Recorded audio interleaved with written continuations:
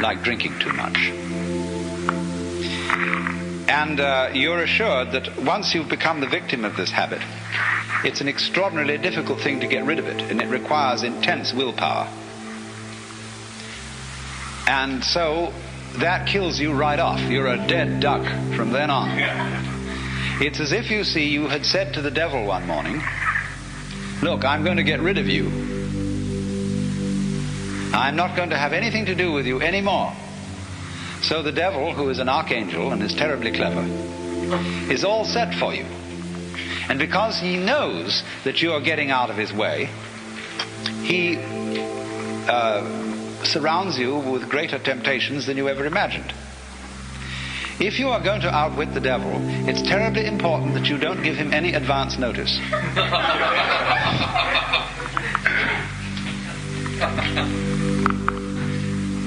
And this is where the work of the sly man comes in. Put it in other terms, in Hindu or Buddhist terms, in the popular terms of popular Hinduism and Buddhism. Liberation is getting out of the toils of karma. It's like this. During your many past lives, you've done all kinds of deeds, good and bad, and you are reaping the consequences of these deeds today. And also today you're setting up future consequences. Now, before you can be liberated, you've got to pay off your karmic debts. And so the moment you set your foot on the path of liberation, you are apt to find that all your karmic creditors will come to your door.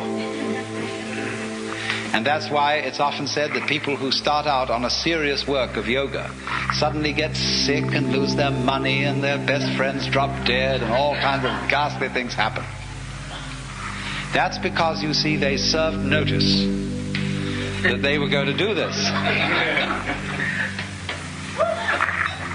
And so all the creditors came around. If you're going to leave town and you owe lots of money, you know, you mustn't announce that you're leaving or give a farewell party to your friends, because the grocer will find out. So the art of the sly man is to make no contest, but simply to leave without one word. In other words, that's the meaning of Wu Wei in the technical vocabulary of Taoism. Wu Wei, not to interfere, not to force things. That's the best translation of Wu Wei, not to force things. But so he just drops it like that.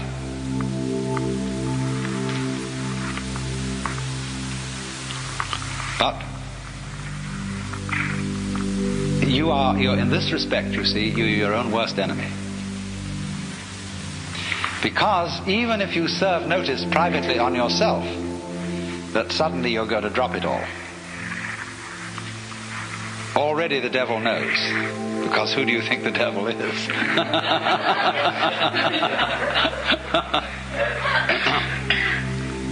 Now this lies behind the whole problem that is discussed in the book Zen in the Art of Archery. The necessity of letting go of the bowstring without first deciding to do so. Another way of putting it is that the decision to release the bowstring and the action of doing so must be simultaneous. Not to decide and then act, but to act, decide all at once. Now, why is this? If you are going to be an expert archer, you must shoot before you think, otherwise it'll be too late. You don't aim and then shoot. It's all one action. And this is true likewise of any sort of shooting, pistol shooting as well. That if you aim, if you decide and then fire, you're apt to do things like pulling the trigger instead of squeezing. All kinds of wrong things are done. And you're always a moment too late if you decide first. You have to act and decide simultaneously. So what does that do, you see? That puts up a very curious problem, which in its own turn becomes a bind. to try and act quickly enough so that you overtake the preliminary decision. To try not to decide first. And that is an impossible problem.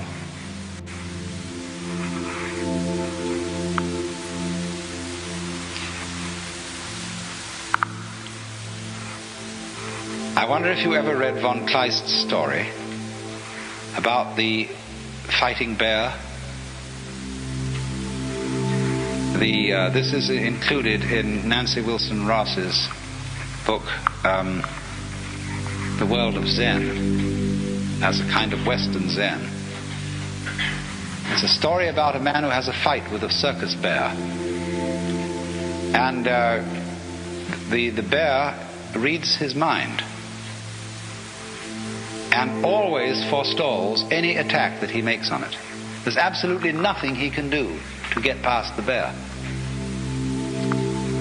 And so, in the same way, you might imagine a guru who is a mind reader, and he always knows if you decide before you act, and if you do, you see, the devil will catch you.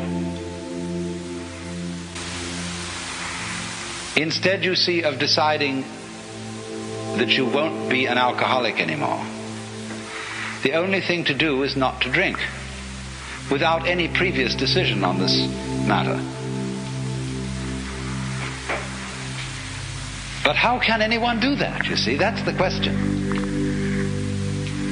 How can I decide not to decide? How can I announce that I won't make any announcement without making an announcement?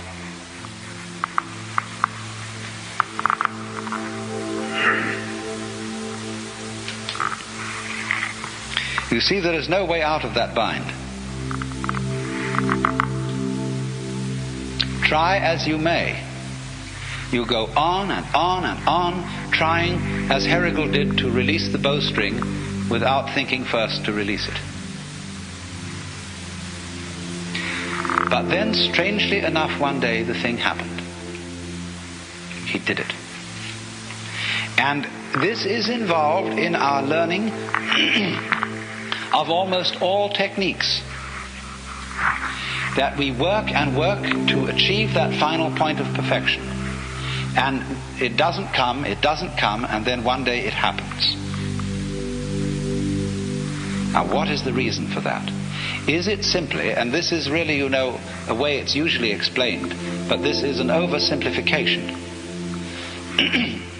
It is not that we have practiced it so often that it suddenly becomes perfect. It is much more subtle than that. What happens is that we've practiced so often that we find out we can't do it. And it happens at the moment you know you can't do it. When you reach a certain point of despair, when you know that you are the one weird child who will never be able to swim, at that moment you're swimming. Because the desperation and the total inability to do it at all has brought you to a point which we might call don't care. You stop trying. You stop not trying to get it that way. You just have arrived at the insight that your decision, your will, doesn't have any part in the thing at all. And that's what you needed to know. You've overcome, you see, the illusion of having a separate ego. There is no way of telling anyone that that's an illusion and getting appropriate action, because we are thoroughly indoctrinated with the idea that it's real. And if I say, well, I'm going to get rid of my ego, that's what the Taoists call beating a drum in search of a fugitive. He hears you coming.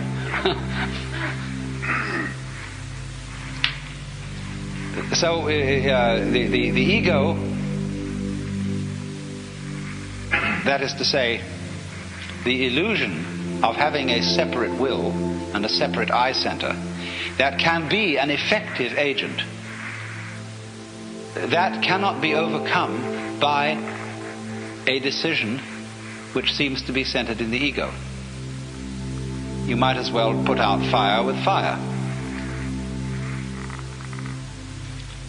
It can come only when an attempt to act from the ego center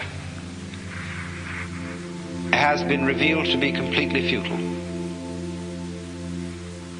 Then the thing happens, because you've really discovered that it was, after all, an illusion.